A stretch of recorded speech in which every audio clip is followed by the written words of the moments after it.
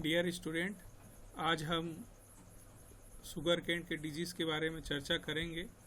Sugar cane को विभिन्न प्रकार के डिजीज़ प्रभावित करते हैं, जिसमें प्रमुख रूप से red rot, whip smut, wilt, ratoon stunting, grassy shoot, rust और डाउनी मिल्ड्यू बीमारी प्रमुख है। इन सभी में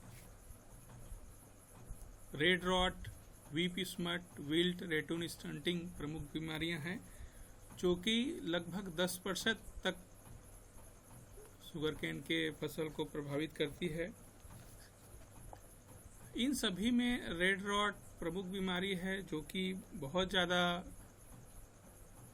नुकसान करती है, जिसके कारण कई चीनी मिल जो है बंद हुई थी। यह बीमारी 1939-1940 में उत्तरी बिहार के एरिया और पूर्वी उत्तर प्रदेश के एरिया में महामारी के रूप में देखी गई थी, जिसके कारण बहुत सारे चीनी मिल बंद हुई थी। फिर से यह बीमारी 1947, 46, 47 में एपिडेमिक रूप में आई थी, जिसके कारण बहुत सारे गन्ना फसल को खेत में ही जलाना पड़ी थी।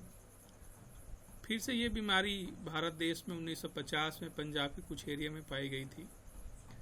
इस रेड रॉट बीमारी को सबसे पहले वेंट नामक वैज्ञानिक ने जावा प्रदेश में देखा था और उसको रेड स्मट नाम दिया था 1893 में। इसके बाद भारत देश में बारबर नामक वैज्ञानिक ने 1901 से 1906 के बीच इसको पुनः देखा और 1906 में बटलर नामक वैज्ञानिक ने इसको पुनः नाम देते हुए रेड रॉट नाम दिया।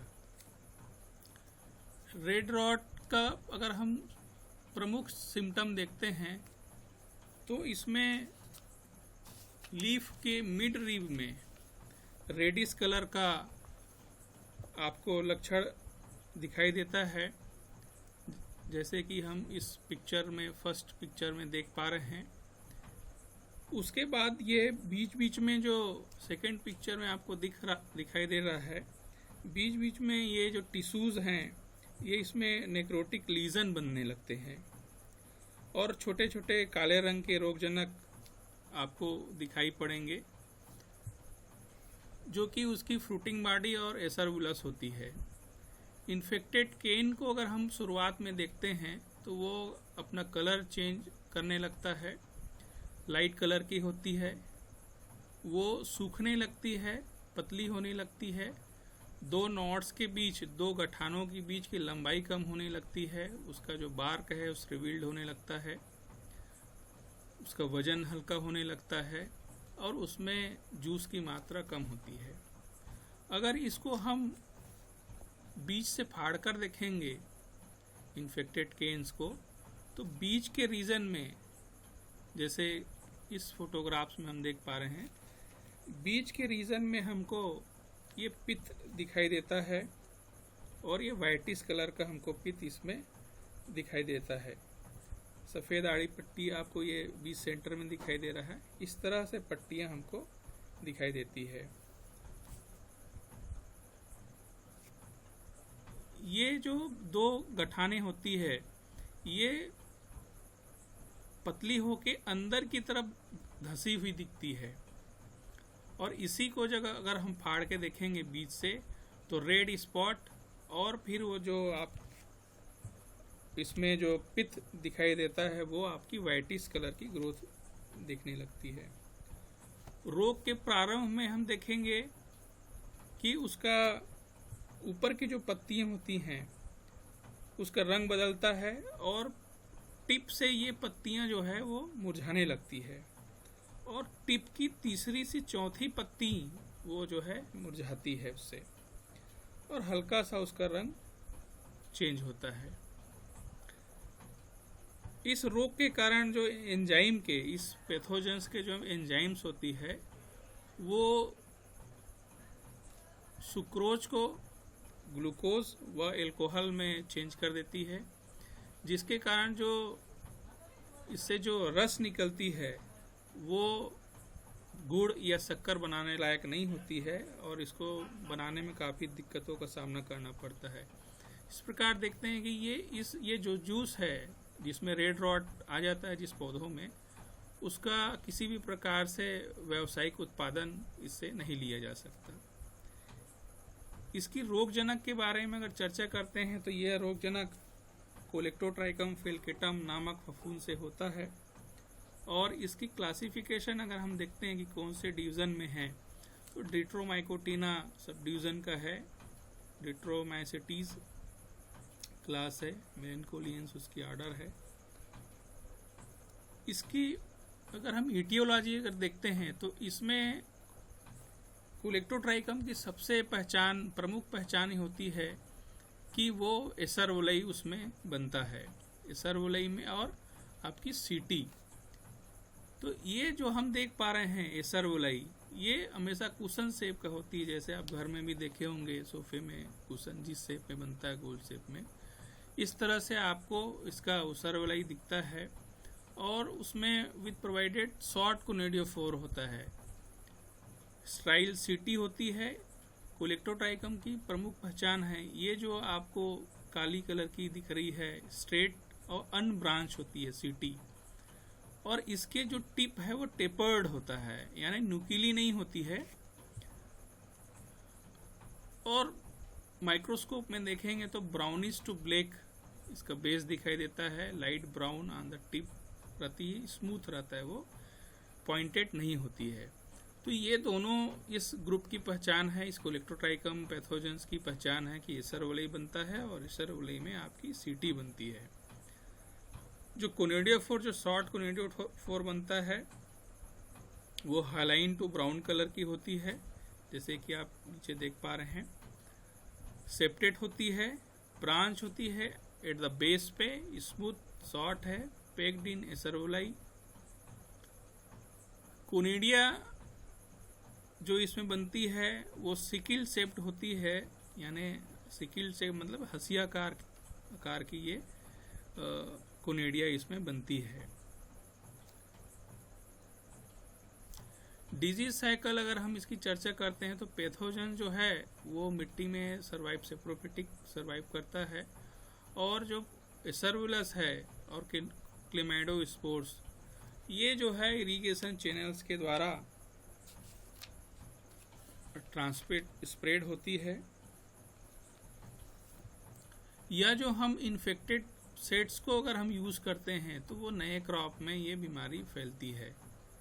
सेकेंडरी स्प्रेड इसके जो कोनिडिया है उसके द्वारा होती है, जो कि वाटर के द्वारा, इंसेक्ट के द्वारा या एयर के द्वारा ट्रांसमिट होती है। यानी कहें तो प्राइमरी जो इन्फेक्शन है वो आपके जो क्लेमाइडोस्पोर्स सॉइल में जो परसिस्ट कर रहा है उसके माध्यम से, और जब इरिगेशन देते हैं तो उसके माध्यम से स्प्रेड होता है, और सेकेंडरी जो है उसके कोनिडिया के माध्यम से वो स्प्रेड होती है। फेवरेबल कंडीशन इसके लिए रहती है जब सीवियर इसमें एक्सेस पानी होती है, टेम्परेचर 29 to 30 डिग्री अगर टेम्परेचर है आइडियल वहाँ होती है।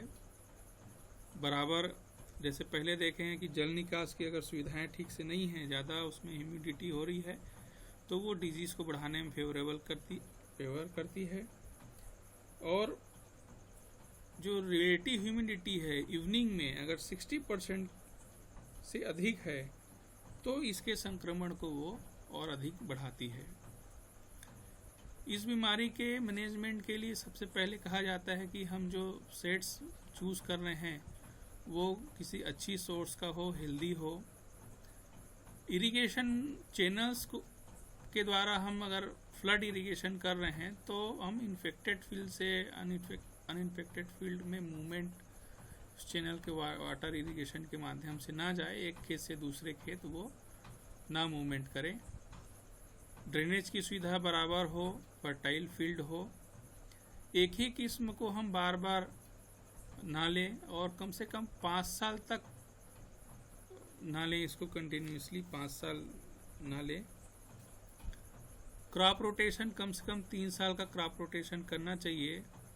शुरुआत में जब भी हम नई फसल ले रहे हैं तो जो भी प्लांट डेब्रीज हैं उसको हम अपरूट करके बर्न करें। हार्वेस्ट के बाद बोने के पहले हम इसको बेवेस्टीन और थैरम के मिक्स फार्मुलेशन से 2 ग्राम प्रति लीटर के हिसाब से घोल बना के इसकी जो सीड्स हैं उसको हम 15 मिनट इसमें डीप करके रखें, उसके पश्चात बोएं।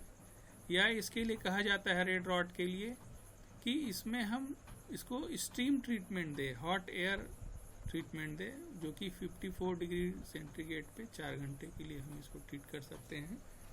बहुत सारे रेजिस्टेंस वैरायटी का उपयोग करना चाहिए, जैसे CO 6806 है, 8211 है, BO 90 है, CUS 802 है। इस प्रकार की वैरायटी को हम यूज़ करेंगे तो बहुत कम से कम बीमारी इसमें रेड रॉट की लगती है। सेकेंड महत्वपूर्ण जो रोग है गन्ने की वो है वीप स्मट। इस बीमारी को रेटून अगर क्रॉप हम फेवर कर रहे हैं तो ये सबसे ज़्यादा इसको प्रभावित करती है। इसमें हम देखते हैं कि जो सेंट्रल सूट है यानी मुख्य जो भाग होती है वो एक चाबुक की तरह स्ट्रक्चर में चेंज हो जाती है और इसकी लंबाई लगभग 1 मीटर होती है। और ये जो वीप का है, जो चाबुक है, इसको हम बोलते हैं कि ये हार्ड स्क्लेरेंटोमेटस टिश्यूज है और फाइबर्स, वेस्कुलर फाइबर्स का बना होता है। ये शुरुआत में ये एक थीन पेपरी वाइट मेम्ब्रेन से ढका होता है, बाद में ये जो हमको ब्लैक दिखाई पड़ता है वो क्लेमाइडोस्पोर्स हैं, जो कि बाद में एयर में स्प्रेड हो जाती है। इसका इन्फेक्शन 2 बार होता है। संक्रमण, प्रथम संक्रमण जो है वो मई जून में होती है और सेकेंडरी जो संक्रमण है वो अक्टूबर और नवंबर में होती है। इस तरह से आप देखेंगे कि मुख्य जो सूट है, सेंट्रल सूट, वो कन्वर्ट होती है। इस तरह से आपके ब्लैक चाबुक जैसे संरचना में वो कन्वर्ट हो जाती है। इसका काजल ऑर्गेनिज्म स्टिलागो सिटामिनिया है और ये भी बेसिडोमाइकोटिना ग्रुप का है।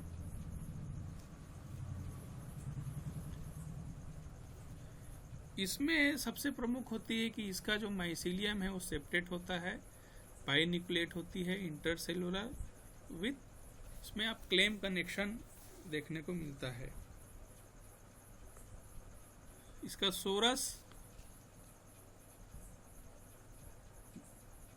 स्मट में सोरस इसका प्रमुख है। स्पोर्स को without primordium black dusty teliospores are covered with है delicate silvery membranes.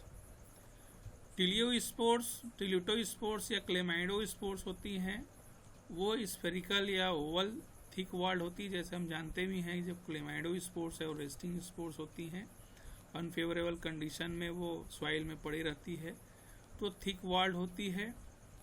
Light on one side with fine spiny होती है, प्रोड्यूस सिंगली और साइज 6.5 to 8.5 माइक्रोन की होती है।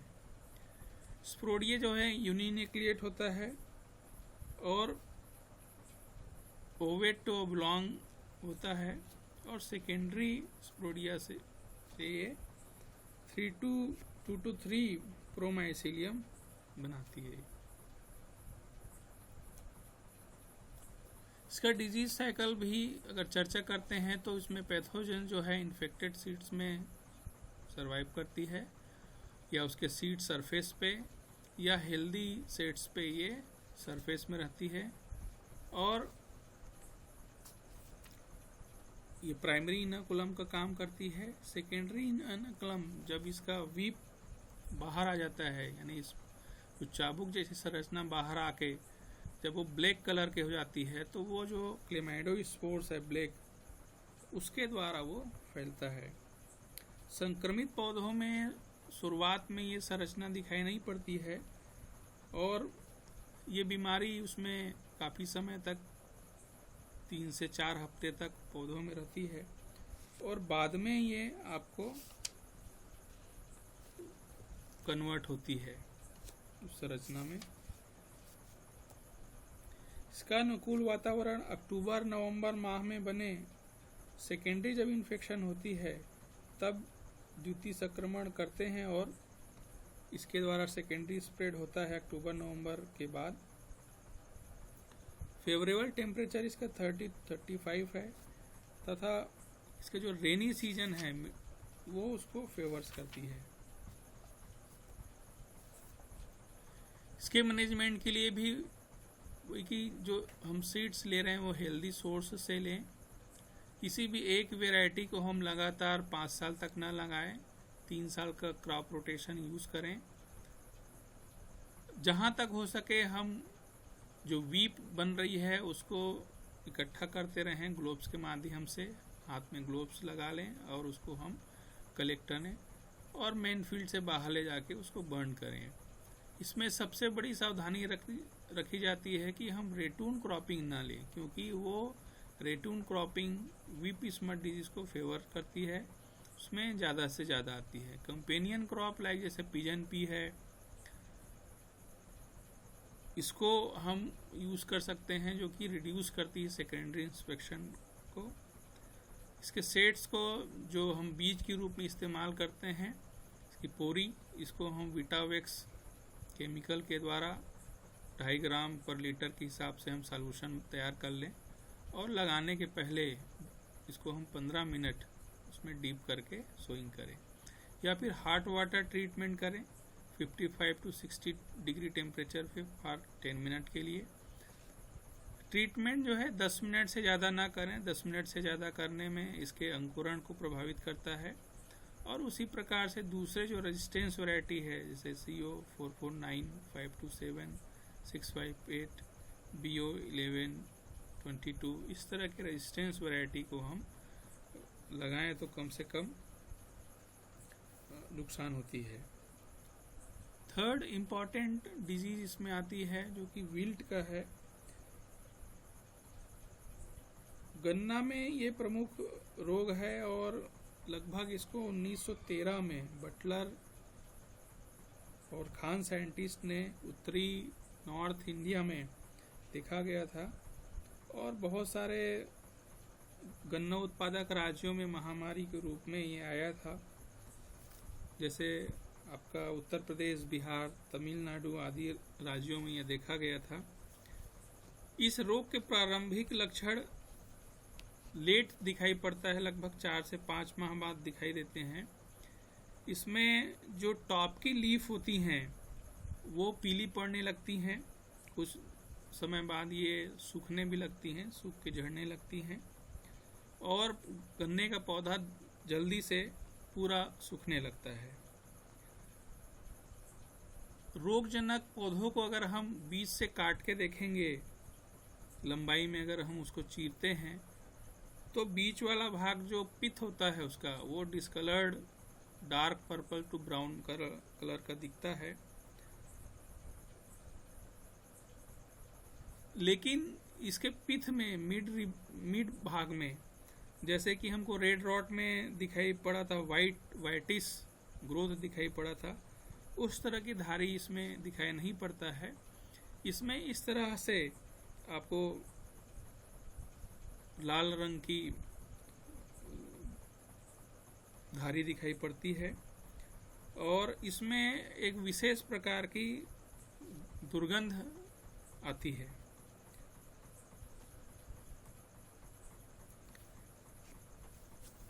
इसको फ्यूजेरियम सेकेरई वैरायटी सेकेरई या फिर फ्यूजेरियम सेकेरई वैरायटी सब ग्लूटिनस के द्वारा ये होता है। ये ड्यूट्रोमाइकोटिना के अंतर्गत आती है फ्यूजेरियम जो है। और फ्यूजेरियम की सबसे पैथोजेंस की 2 खासियत है कि ये इसमें 2 प्रकार के कुनेडिया बनती है।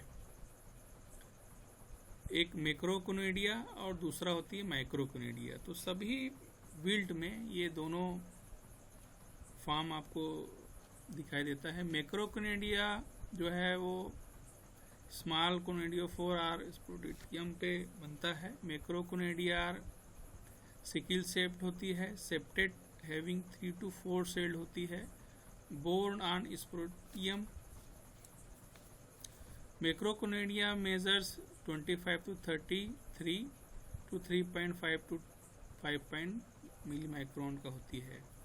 मैक्रोकोनिडिया जो है सिंगल सेल्ड होता है, वाइड होती है या इलिप्टिकल होती है, हाईलाइन होती है और 2.5 से 4.5 to 6 to 11 मिली माइक्रोन का होती है। पैथोजन जो है क्लेमाइडोस्पोर्स भी प्रोड्यूस करती है, जो कि एडवर्स कंडीशन में सॉइल में परसिस्ट करती है। ये देखेंगे तो ये इसके मैक्रो और माइक्रोकोनिडिया है। डिजीज साइकिल पैथोजन जो है वो क्लेमाइडोस्पोर्स के रूप में परपिचुएट करता है। ये इन्फेक्टेड प्लांट डेब्रीज में भूमि में पड़ा रहता है और सेप्रोफिटिकली अपना सर्वाइवल करता है जो डेड टिश्यूज में। Primary infection take place in the field during planting और वेजिटेटिव जो स्टेज होती है उसमें। Second, infection always occur through injured root hairs के द्वारा होती है या रूटलेट्स के द्वारा होती है। और इसका इन्फेक्शन वहीं ज़्यादा होता है अगर वो सॉइल का पीएच जो है वो न्यूट्रल हो या उसमें बेसिक पीएच हो 7 to 8 होने पर ये ज़्यादा इन्फेक्शन कॉज करती है। इसका फेवरेबल ऑप्टिमम टेम्परेचर है डिजीज डेवलपमेंट के लिए 25 to 28 degree centigrade, by slow down at higher temperature 35 to 37। Soil moisture 50 to 60% अगर है तो ये डिजीज को फेवर करती है। डिफ्यूज लाइट है, शॉर्ट डे लेंथ है और डेफिशिएंसी ऑफ नाइट्रोजन है तो इस बीमारी को वो बढ़ाने में सहायक होती है। इसी प्रकार से इसका मैनेजमेंट हम देखते हैं तो डिजीज फ्री फील्ड को हमेशा लेना चाहिए। प्रीवियस जो क्रॉप लिया गया है उसमें इस तरह से विल्ड की समस्या वाली कोई क्रॉप ना लिए हों। वेल ड्रेन्ड फील्ड होना चाहिए। क्रॉप रोटेशन 3 से 4 साल का होना चाहिए। नॉन हॉस्ट क्रॉप जैसे ओकरा है, कोलोकेसिया है, मस्टर्ड है, कुकुर बीट्स है, मेज है, टर्मरिक है, जो कि पैथोजेंस के पॉपुलेशन को रिड्यूस करती है। या फिर पेडी जो है सबमर्ज कंडीशन में लिया गया हो। Irrigation field after crop harvest followed by deep summer ploughing exposing to inoculum to hot summer day. FIM या वर्मी कंपोस्ट हम यूज़ करें और उस FIM या वर्मी कंपोस्ट में जो बायो एजेंट्स है जैसे ट्राइकोडर्मा हार्जियनम है, ट्राइकोडर्मा विरिडी है या सीडोमोनास फ्लोरोसेंस है, इसकी हम 2.5 किलो प्रति या 25 किलो प्रति हेक्टेयर के दर से हम इस्तेमाल करें। या हम 2.5 क्विंटल जो FIM या वर्मी कंपोस्ट है उसमें 2 से 2.5 किलो ट्राइकोडर्मा या सीडोमोनास को हम मिला के 10 से 12 दिन के लिए शेड में छाया जगह में हम उसको रख दें और फिर उसको बीच बीच में मॉइस्चर देते रहें तो आप देखेंगे कि उस FIM या वर्मी कंपोस्ट में ये ग्रोथ कर जाता है। और फिर इसको हम खेतों में 25 किलो पर हेक्टेयर के हिसाब से हम यूज़ करें। इसके सेट्स को बोने के पहले हम बेविस्टिन या थायरम से हम डीप करके बोएं। इसकी जो पोरियां होती है उसको स्टीम एयर के माध्यम से 54 डिग्री टेम्परेचर में 4 आवर के लिए हम अगर ट्रीट करते हैं तो बीमारी कम से कम आती है। या जो उसकी पोरियां हैं इसको हम 440 ppm बोरान, जिंक या मैग्नीशियम के सॉल्यूशन में डीप करके सोइंग करें और रेट्यून इस क्रॉप को हम ना लें। इसके लिए कुछ रेजिस्टेंस वैरायटी है, जैसे CO 393 है, 859 है, 1158 है। इस तरह के किस्मों को हम लें।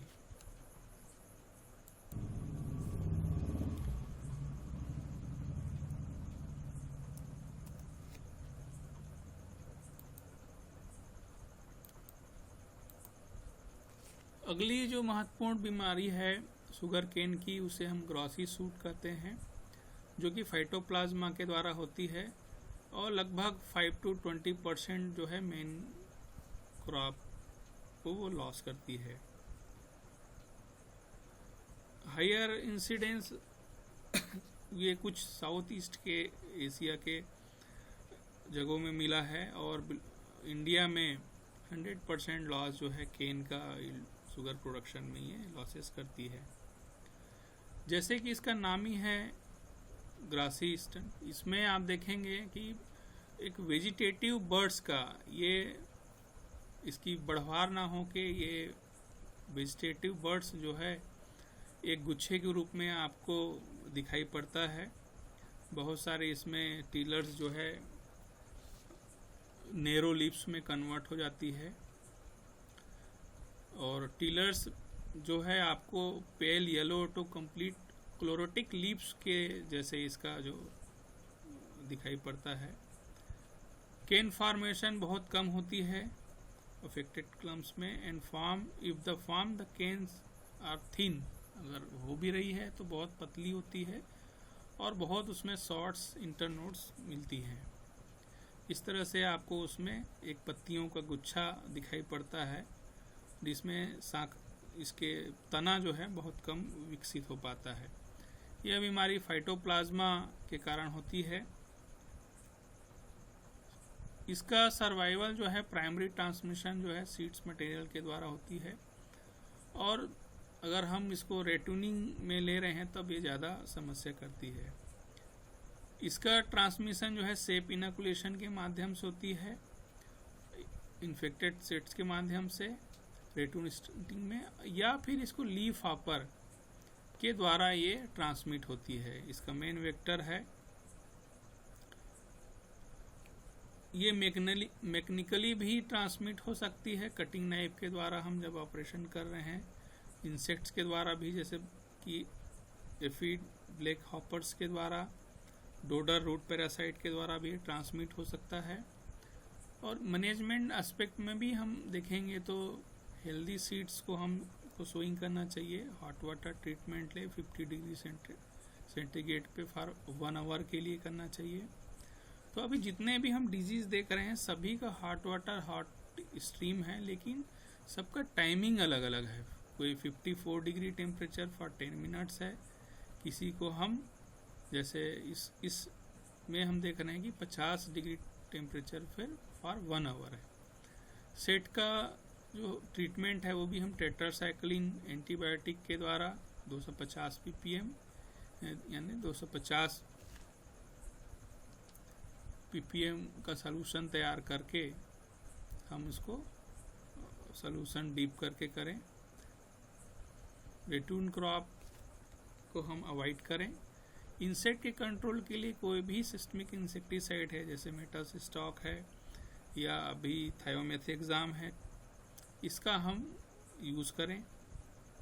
थायोमेथेक्साम अगर हम यूज़ कर रहे हैं तो वो लगभग 4 से 5 ग्राम पर स्प्रेयर के हिसाब से हम उसको सॉल्यूशन तैयार कर लें। और कुछ रेजिस्टेंस वैरायटी जैसे CO 86249, इसका हम उपयोग कर सकते हैं।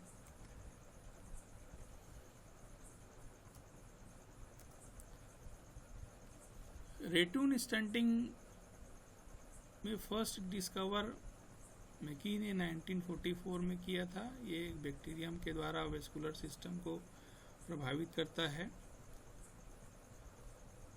और ये लगभग देखेंगे कि ये 5 to 60% लॉसेस करता है।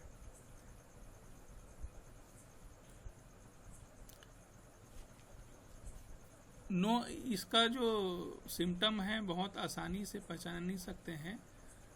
इसमें स्टंटिंग हमको, यानी इसका ग्रोथ कम, बढ़वार कम दिखता है इस बीमारी में। Up and down growth experience आपको दिखेगा, किसी की ज़्यादा बढ़वार होगी, किसी का कम होगा। अदर विजिबल जो है वो रेड ऑरेंज कलर का डॉट्स, अगर हम इसको वेस्कुलर सिस्टम, वेस्कुलर भाग को अगर देखते हैं तो उसमें रेड ऑरेंज कलर का स्पॉट आपको बीच वाले भाग में दिखाई पड़ता है। पिंक कलरेशन इसमें दिखाई पड़ता है ग्रोइंग पॉइंट्स में अगर देखेंगे तो इसमें दो प्रकार के ही सिम्टम आपको दिखेंगे कि स्टंटिंग ग्रोथ दिखती है अप एंड डाउन, और दूसरा उसको वेस्कुलर टिश्यूज को, अगर हम वेस्कुलर पार्ट्स को अगर हम देखते हैं तो उसमें आपको रेड ऑरेंज डॉट दिखाई पड़ता है और डिस्कलरेशन होती है, फेंट डिस्कलरेशन इसका दिखाई पड़ती है। तो आप इसमें फोटोग्राफ्स में भी देखेंगे कि एक साइड का ग्रोथ ज़्यादा दिखाई पड़ेगा, दूसरे साइड का जो ग्रोथ है वो आपको स्टंटेड दिखाई पड़ता है। इस तरह से मिक्स इसका सिम्टम विजिबल होती है। ये क्लेवीबैक्टर ज़ैली बैक्टीरिया के द्वारा होता है, जिसमें जो कि बैक्टीरियम जो है इन्फेक्ट द जाइलम पार्ट्स, जो वाटर ट्रांसपोर्टेशन को चेक करता है। बैक्टीरियम इज रॉड शेप्ड है, जैसे कि हम देख पा रहे हैं, विथ स्लाइट बेंड होती है ये, और मेजर 0.25 to 0.5 माइक्रोन की होती है। प्राइमरी जो मेथड्स है इसके स्प्रेड के, वो प्लांटिंग इन्फेक्टेड कट्स के द्वारा होती है, या फिर इम्प्लीमेंट्स के माध्यम से, कंटामिनेटेड इम्प्लीमेंट के माध्यम से हम ये स्प्रेड होती है। इसका मैनेजमेंट सीड और जो प्लांट सोर्स है वो हम डिजीज फ्री लें, हॉट वाटर ट्रीटमेंट करें उसको सोइंग के पहले फॉर 3 आवर्स के लिए, और जो डिजीज का मूवमेंट है वो कम से कम हो। जो सीड्स हैं उसको हम यूज़ करें।